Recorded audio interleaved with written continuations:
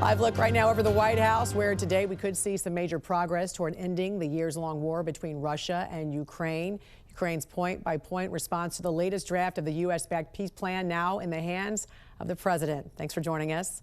You are watching the National News Desk, America's News Now. I'm Jan Jeffcoat. It is Thursday, December 11th. We want to get straight to Mark Boyle at the live desk with the very latest for us right now. We know U.S. and Ukrainian officials, Mark, are expected to hold a virtual meeting today. So what are we learning about some of the changes that Ukraine's asking for at this point? Well, they're asking for a few issues to be ironed out, and the actual full release of that has not been made public, Jan. But one thing is certain here: Ukraine has come out and said this war could end on their side by the end of the week. So that's quite the headline report as you wake up this morning.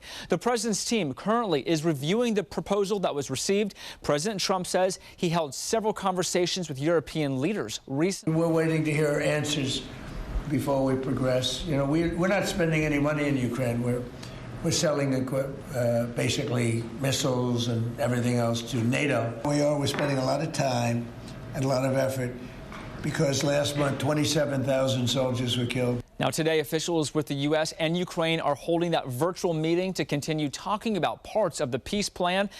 Ukrainian President Zelenskyy did post on social media he's hopeful the war could possibly be brought to an end by this week. Meantime, the president is calling on Ukraine to consider having an election to vote in a new leader.